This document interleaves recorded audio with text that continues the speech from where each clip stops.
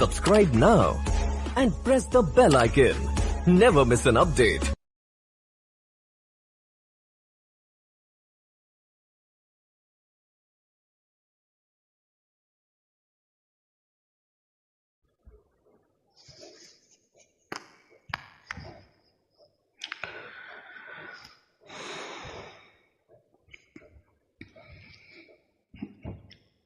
आपने कहा कि आप स्वयं ही ईश्वर हो। कुछ करने की आवश्यकता नहीं है, सिर्फ स्मरण ही करना है, क्योंकि अपने स्वरूप का विस्मरण हुआ है। इसलिए स्मरण ही करना है कि तुम कौन हो।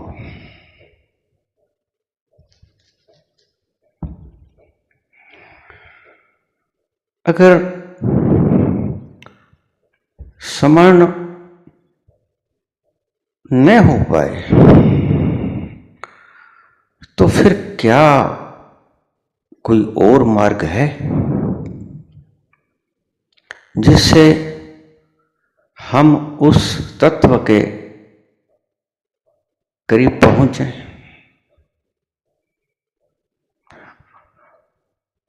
अपने अस्तित्व के करीब पहुंच जाएं। कोई और ऐसा ढंग जिससे हम दूर से ही सही उसका कुछ अनुभव कर सकें, प्रश्न है।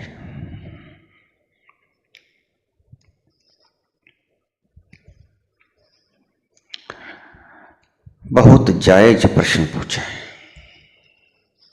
क्योंकि ये बात जो मैंने कही है ये प्रत्येक व्यक्ति के लिए आसान न होगी। कोई एक ही स्मरण कर पाएगा, लेकिन बाकी क्या करेंगे? बाकी तो विस्मरण से ही चलते रहेंगे। तो दूसरा कोई ढंग अपने पास पहुंचने के लिए, अपने समीप आने के लिए दूसरा कोई ढंग हाँ है।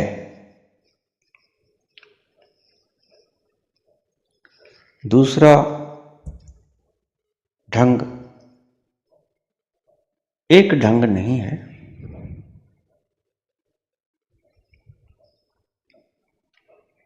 ज्ञानियों ने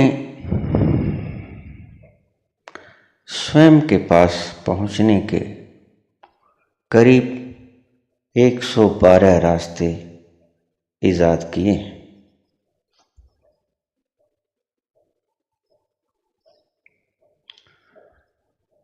तंत्र सूत्र में शिव पार्वती से इन सूत्रों का वर्णन करते हैं।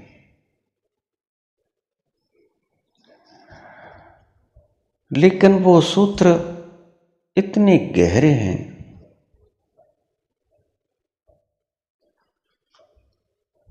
कि आप समझने की उस दशा के भीतर आएंगे तभी समझ पाएंगे। तो मैंने आपसे पिछले प्रवचन में ये बात कही थी कि तड़प पैदा करो, प्यास पैदा करो।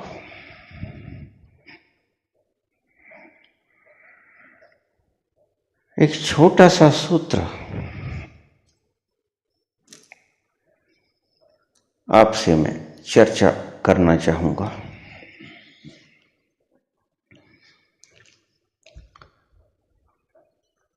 जिसके द्वारा आप अपने ही करीब आ सकोगे। वो सूत्र है संगीत।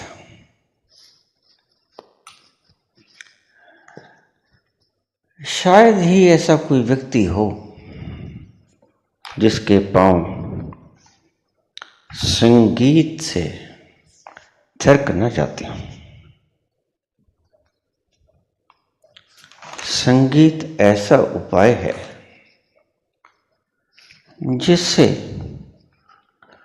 कम या ज्यादा प्रत्येक के हृदय आंदोलित होते हैं। पाँव में नृत्य पैदा होता है, हृदय की धड़कन एकाकार होती है। संगीत में आप रम जाते हो। संगीत एक माध्यम बन सकता है तुम्हारे तक पहुंचने का।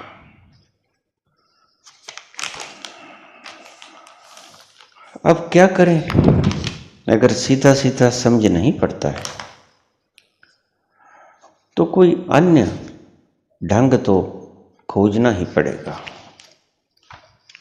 क्योंकि तुम्हारा स्वरूप इतना प्यारा है कि उसे चूकना भी ठीक नहीं। सो मैंने संगीत की बात की।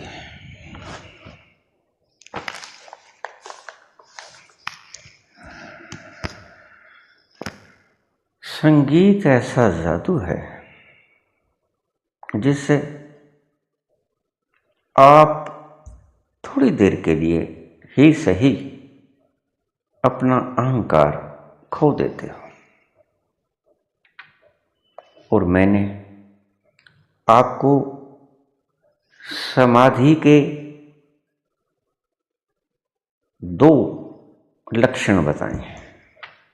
समाधि तक पहुंचने के 2 लक्षण हैं जो आपकी सहायता कर सकते हैं। वो है टाइमलेसनेस और ईगोलेसनेस। जब आपको अपना बोध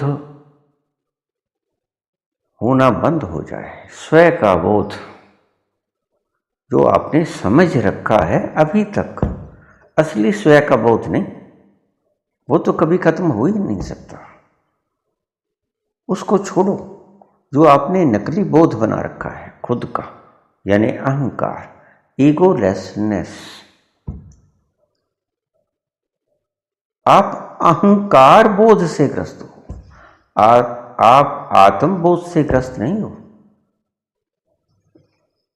जिस दिन आपको आत्मबोध हो जाएगा उस दिन तो आपका फासला तय हो गया, मंजिल मिल गई, आपने अपने आप को पा लिया। वो टाइमलेसनेस, समय शून्यता, जब आपको समय का बोध होना समाप्त हो जाए, ये विलक्षण है।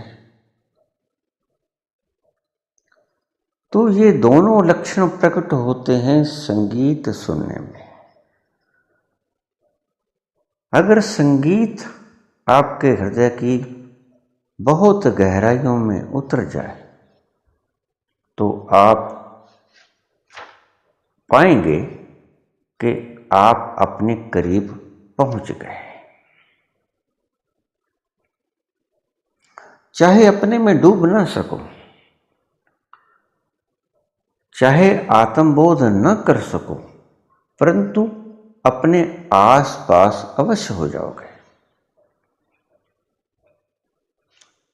आपने सभी ने संगीत अवश्य सुना होगा और संगीत में आपने जरूर भुलाया होगा स्वयंबोध को। अहंकार के बोध को, समय का भी आपको उस वक्त भान न रहा होगा। निश्चित रूप से ऐसे क्षण प्रत्येक की जिंदगी में अवश्य ही आते हैं।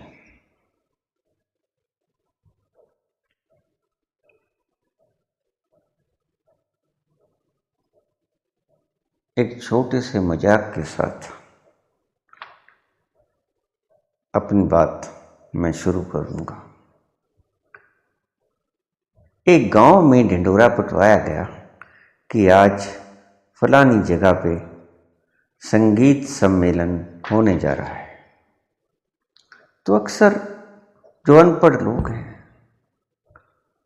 वो संगीत सम्मेलन का अर्थ यही समझ लेते हैं कि कोई गायक गायिका आएंगे और मंच पर हम अपना मनोरंजन करेंगे, मन बहलाएंगे। होने जा रहा था शास्त्रीय संगीत सम्मेलन। हालांकि शास्त्रीय संगीत सम्मेलन संगीत का सर्वोपरि रूप है, संगीत का सर्वाधिक गहरा रूप है, सागर है संगीत के लिए। लेकिन कुछ व्यक्ति उसकी गहराई को नहीं समझ पाते क्योंकि वो हृदय से सुनते ही नहीं, वो सुनते ही बुद्धि से हैं। और अगर आप संगीत को भी बुद्धि से सुनोगे तो वो आपके भीतर नहीं उतर सकेगा। संगीत को सुनने के लिए बुद्धि को छोड़ दो और उसको हृदय में उतरने दो। जो संगीत आपके हृदय में उतरेगा तो आपको आनंद की अनुभूति होगी, समय रहित अवस्था की अनुभूति होगी। तो उसने सुना ढिंढोरा कि आज फलां जगह पर संगीत सम्मेलन हुआ जा रहा है। तो औरत पहुंच गई वहां पर। बहुत विशाल पंडाल लगा हुआ था क्योंकि शास्त्रीय संगीत को सुनने के लिए प्रज्ञावान होना आवश्यक है। संगीत के बारे में उनका ज्ञान आम व्यक्ति से ज्यादा होना आवश्यक है। शास्त्रीय संगीत हर व्यक्ति को समझ नहीं आ सकता। सो बड़े लोग आने थे, बड़े अमीर घरानों से लोग आने थे और प्रबुद्ध व्यक्ति आने थे जो जानकार थे संगीत के लिए।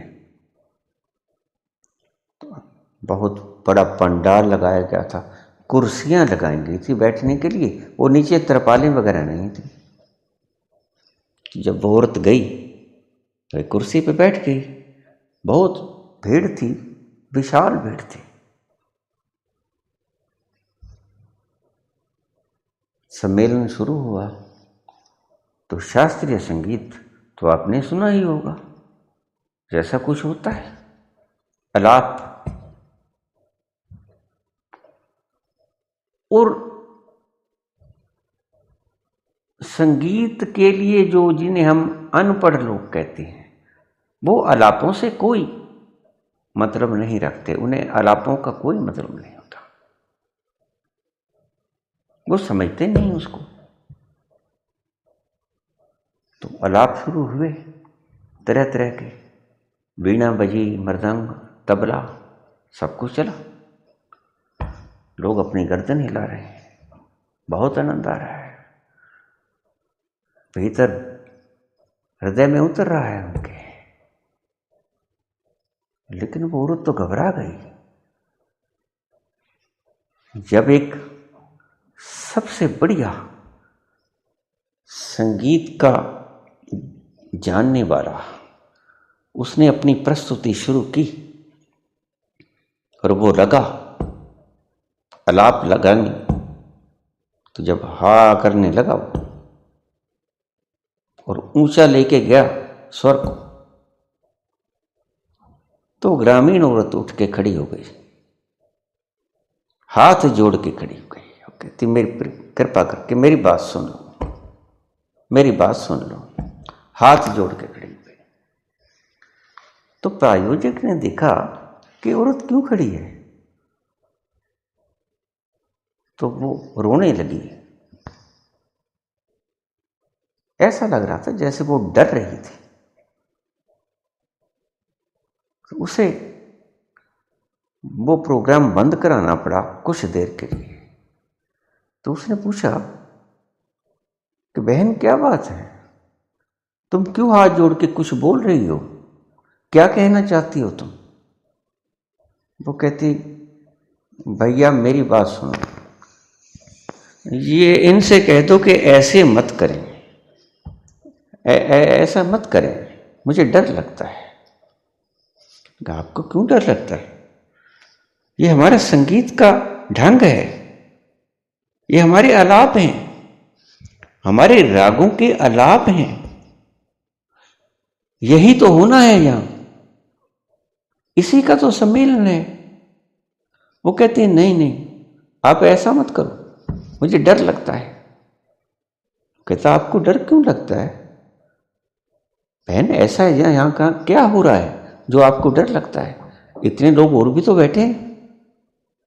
वो कहती नहीं, मुझे डर लगता है मेरी भैंस का कटड़ा परसों ऐसा ही कर रहा था, ऐसा ही अलाप कर रहा था, मर गया था।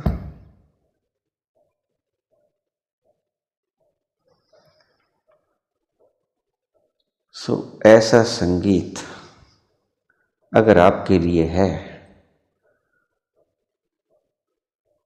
तो फिर आपके हृदय में ना उतर पाएगा, फिर आपको घबराहट ही होगी। मैं उस संगीत की बात कर रहा हूं जो आपके हृदय की गहराइयों तक उतर जाए।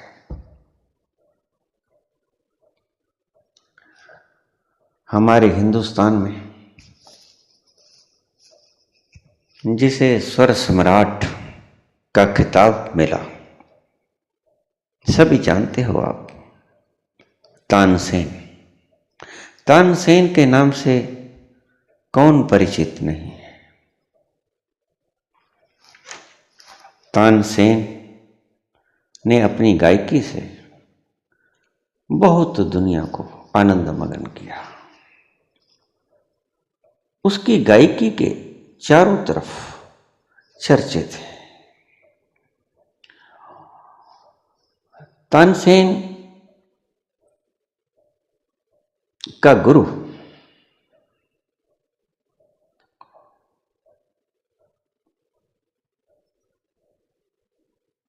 स्वामी हरिदास एक बहुत प्रसिद्ध गायक था। तानसेन की शिक्षा दीक्षा हरिदास स्वामी के पास हुई थी। हरिदास ने उसकी प्रतिभा को पहचान कर बड़ा निष्णात किया, उसे बहुत अभ्यास कराया और तानसेन एक तराशा हुआ हीरा बन गया। शुरू शुरू में कुछ वर्ष के लिए वह मेवाड़ के राजा रामचंद्र के दरबार में लोगों को अपनी गायकी का आनंद देता रहा। तो उसके चर्चे, उसके गायन के चर्चे चारों तरफ फैलने लगे।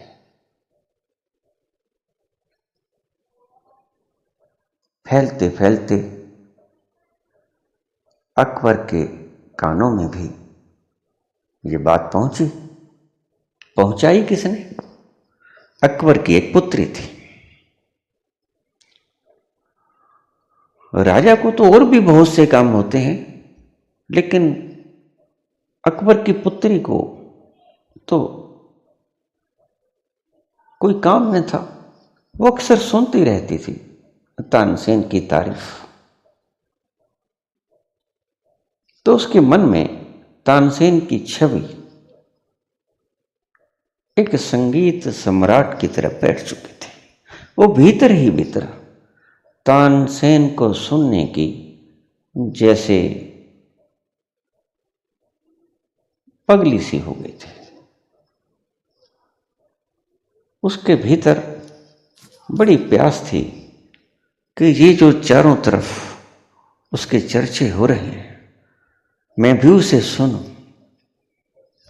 एक दिन अकबर जब घर पे आया तो पुत्री ने पिता से कहा कि पिताजी, मैं तानसेन का गायन सुनना चाहती हूँ। मेरे भीतर बहुत तड़प है इसके लिए। मैंने सुना है कि बहुत अच्छा गाते हैं। मैं भी संगीत का रसास्वादन लेना चाहती हूँ। तो अकबर ने कहा कि कोई बात नहीं बेटी, मैं सुबह पूछूंगा और तुम्हारे लिए उसकी व्यवस्था कर दूंगा। तुम राजा की पुत्री हो, घबराओ मत। तुम्हें तानसेन का स्वर सुनने को अवश्य मिलेगा। सुबह हुई, राजा आया। उसने मंत्रियों से कहा कि आप राजा रामचंद्र के पास जाओ मेवाड़।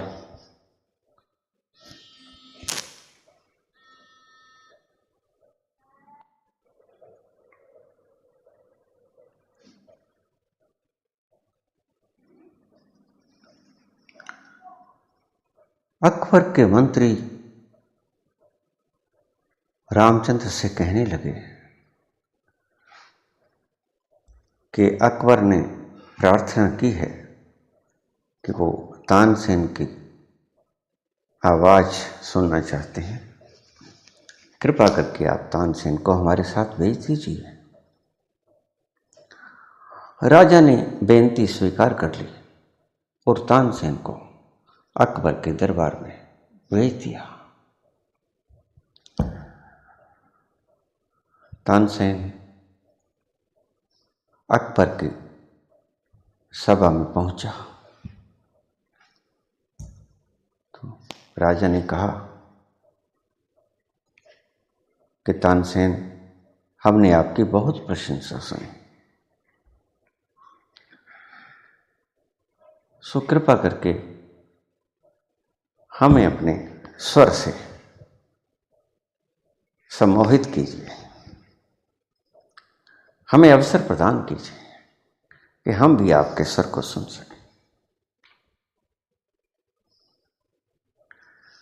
तानसेन ने एक शर्त लगा दी। तानसेन कहने लगे कि राजा, मैं आपको अवश्य ही अपना गायन सुनाऊंगा, लेकिन उसके लिए मेरी एक शर्त होगी।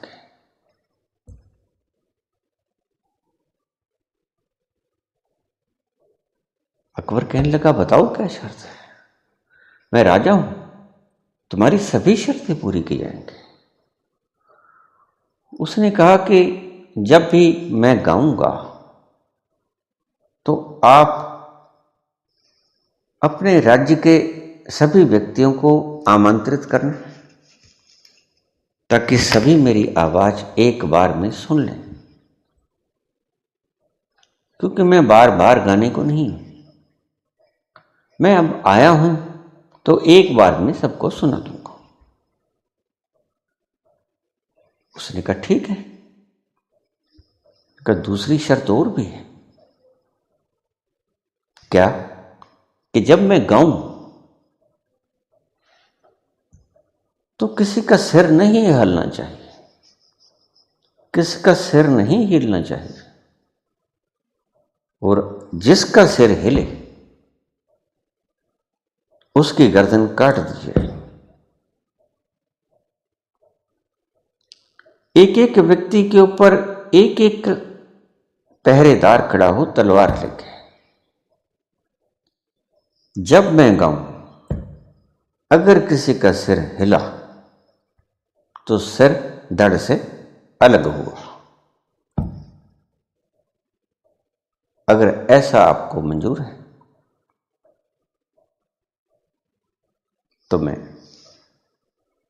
गा सकता हूं, अन्यथा मैं चला।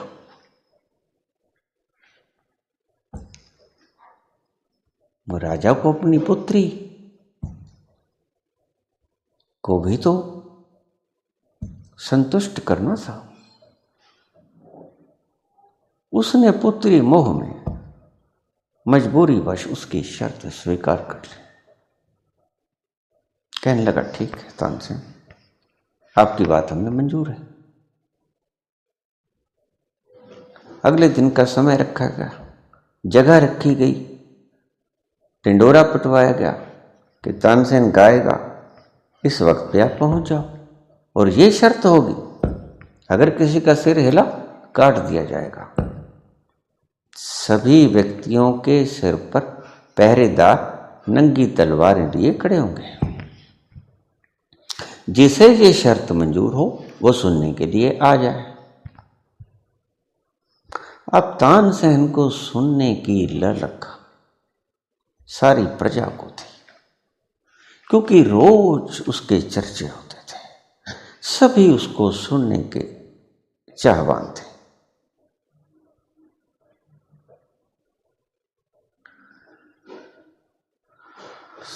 सो जान की परवाह किए बगैर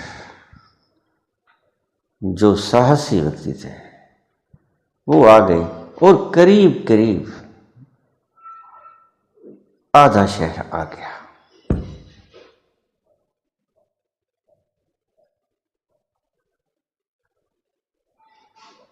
आगरा में ये रखा गया कार्यक्रम। पांडाल सजा दी गई, सभी व्यवस्थाएं पूरी हो गई, सभी व्यक्ति बैठ गए अपने अपने स्थान पे। बराबर के सिपाही नंगी तलवारें हाथ में दिए हुए उनके पीछे खड़े हो गए, और तानसेन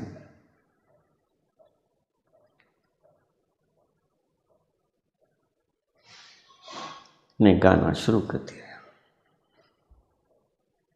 राजा, मंत्री, सभी के ऊपर ये नियम लागू था।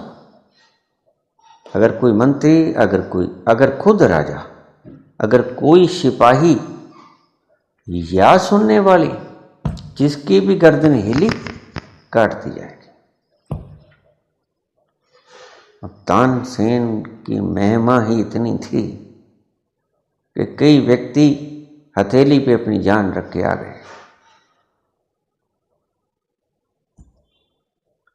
सम्मेलन शुरू हुआ, तानसेन का आलाप चला, स्वर फूटे, आत्मा से आवाज निकली, कंठ तक आई और कंठ से बाहर फैल गई, वातावरण में गूंज गई वो प्रेम की आवाज, वो प्रभु की आनंदमयी स्वर लहरी वातावरण में गूंजी, और ऐसे ही गूंजी, भीतर सभी के नशा सा छाने लगा, एक खुमारी से होने लगी। लेकिन सभी संभालते अपने आप को, पीछे नंगी तलवार लिए खड़े हैं। राजा को भी झपकी आने लगी, मंत्रियों को भी झपकी आने लगी, बीरबल समेत सभी मुश्किल में पड़ गए। धीरे धीरे सुध बुध गुम होने लगे। सभी व्यक्ति करीब करीब मूर्छित अवस्था में आ गए, और किसी को पता ही ना चला कि गर्दनें कब हिलनी शुरू हो गए। सुनने वालों की, ऊपर खड़े पहरेदारों की, सभी मंत्रियों की, उसकी पुत्री की, राजा की पुत्री, और खुद राजा की गर्दनें हिल रही थी। आनंद मगन सबकी गर्दनें हिल रही थी। तानसेन ने खूब गाया, और गर्दनें खूब हिली। सभी मंत्र मुक्त लेकिन तानसेन काफी गाने के बाद एकदम से रुका तो कहा, राजा ये देखो तुम्हारी गर्दन, देखो लोगों की गर्दन। सबकी गर्दनें हिल रही थी। राजा तो बड़ा भयभीत हुआ। जिन सिपाहियों की ड्यूटी लगी थी वो खुद ही गर्दनें हिलाए जा रहे थे, मदहोश, बेसुध। ऐसी स्वर लहरी गूंजी, ऐसा भाव हृदय से गहरा प्रवेश हो गया आत्मा में। एक खुमार सा चढ़ गया, एक जादू बिखर गया सारे वातावरण में। देखा राजा ने, राजा की खुद की गर्दन हिल रही थी। पता ही ना चला, 2 घंटे बीत गए थे, लेकिन वक्त का भान ना रहा और आनंद प्रगाढ़ हो चला था। जैसे जैसे तानसेन गाता वैसे वैसे ज्यादा आनंद प्रगाढ़ होता जाता। राजा तो थर्रा गया। लेकिन अकबर, वाकई ही अकबर महान कहते हैं तो उसमें कोई गुण तो था ही, प्रगाढ़ गुण से युक्त था। उसने तानसेन के आगे हाथ बांध के खड़ा हो गया। कहता, तानसेन आपकी शर्त पे मैं पूरा ना उतर सका। मैं लोगों की क्या कहूं जब खुद रखवाला, वचन देने वाला ही अपने वचन से चूक गया। और तानसेन, मैं तुम्हारी शर्त पूरी न कर सका। मेरी पुत्री भी तुम्हारा वचन पूरा न कर सके। मेरे दरबान, मेरी जनता, कोई भी आपकी शर्त पूरी न कर सका। तो उसने अपनी तलवार म्यान से निकाली और जाके तानसेन के पांव में रख दी कि तानसेन, आपके शर्त की अवज्ञा के फलस्वरूप आप इस तलवार को उठाइए और इस अकबर का गला काट दीजिए। मैं ना रहूंगा, उसके बाद एक एक करके आप सभी की गर्दनें उड़ा दीजिए। तानसेन ने वो तलवार उठाई। राजा डरा, सभी दरबान भी डरे, मृत्यु के भय से कंपे कि राजा से शुरुआत होगी। सभी नगर निवासी भी डरे, तौहीन हुई है, अवज्ञा हुई है। एक वचन दिया गया था, वचन भंग हुआ है, अब तो गर्दन उड़ेगी ही उड़ेगी।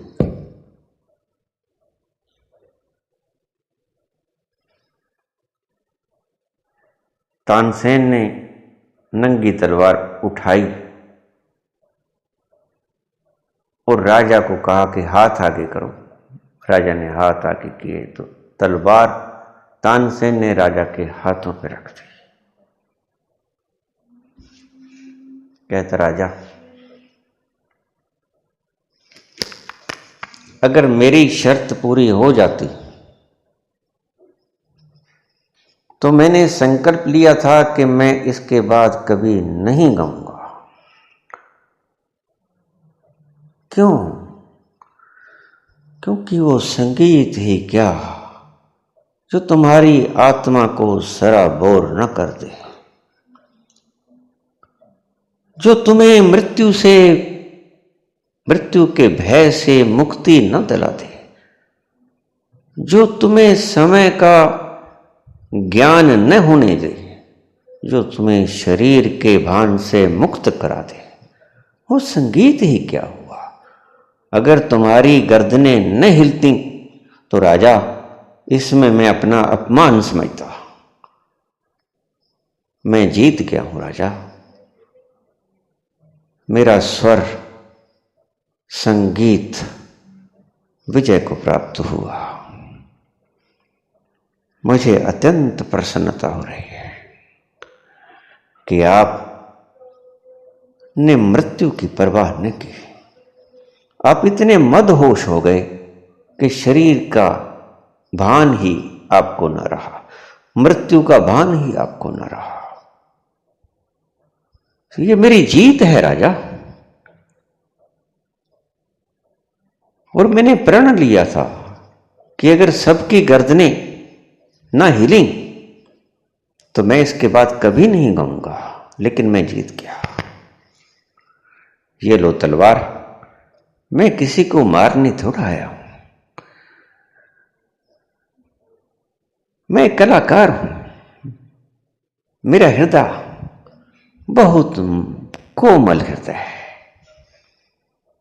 संगीतज्ञ का हृदय बहुत कोमल होता है, फूलों से भी ज्यादा कोमल। मैं किसी को भला कैसे मृत्यु दंड दे सकता हूं? इसीलिए मैंने तुम्हें अक्षमा किया सभी को। क्यों? क्योंकि ये मेरी भी शर्त थी कि अगर तुमने गर्दनें न हिलाई तो मैं भी आगे से नहीं गाऊंगा। और तुम्हारा धन्यवाद कि तुमने मेरी शर्त पूरी की, मैं आगे से गा सकूंगा। राजा बहुत खुश हुआ। राजा ने उसकी प्रस्तुति में उसे 1,00,000 सोने की सिक्के दिए। पहली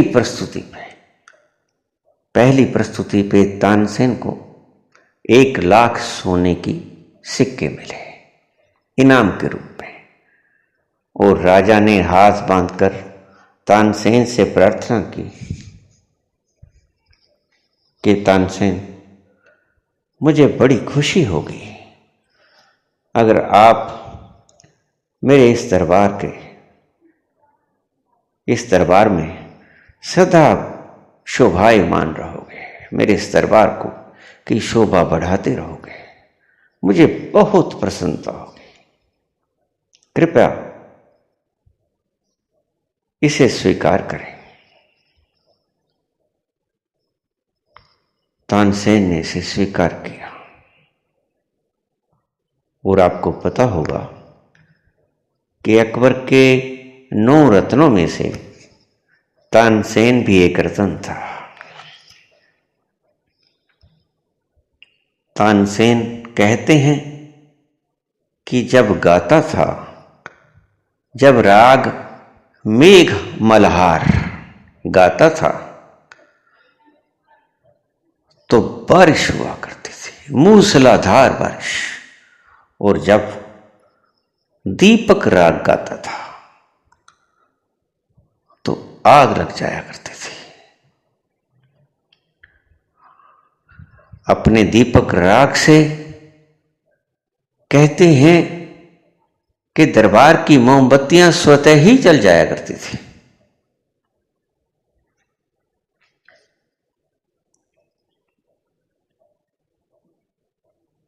संगीत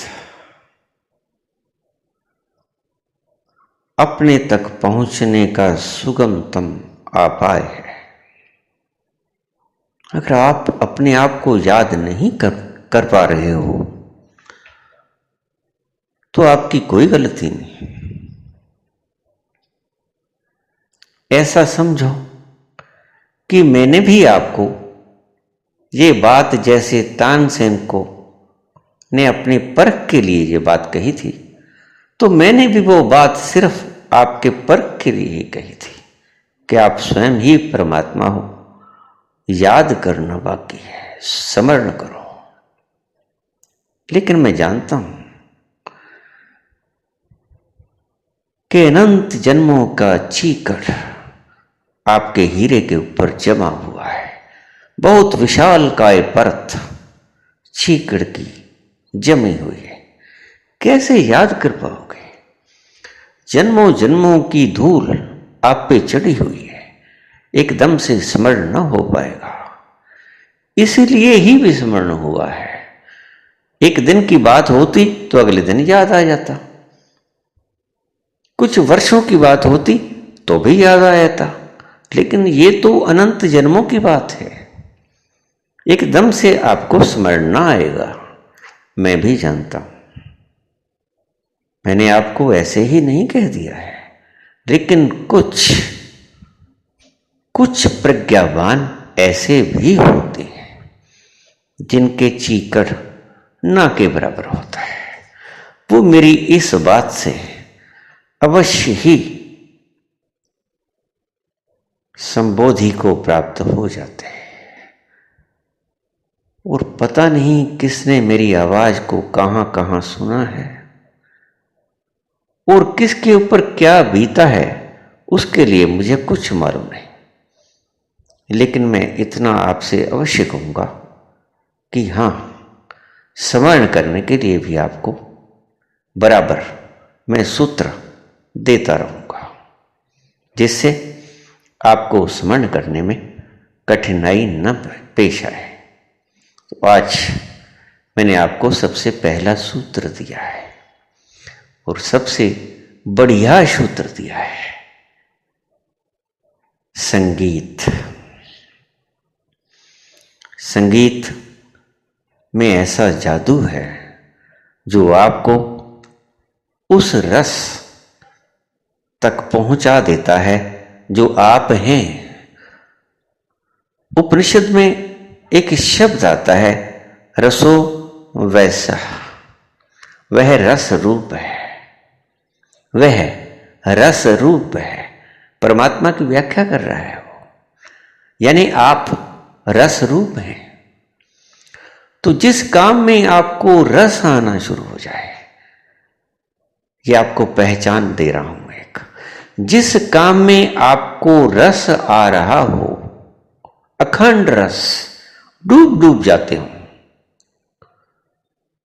बस अब छलांग लगी कि तब छलांग लगी, ऐसा महसूस हो रहा हो, दिलो दिमाग पर वो मस्ती छा रही हो, तो समझ लेना कि आपका स्वभाव कहीं आसपास ही है, ज्यादा दूर नहीं है।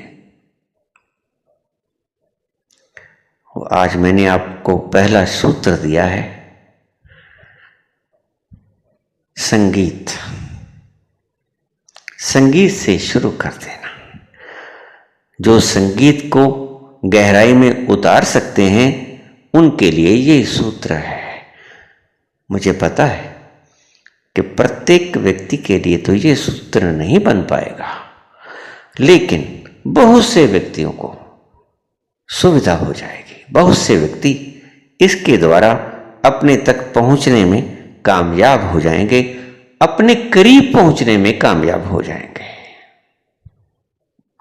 धन्यवाद।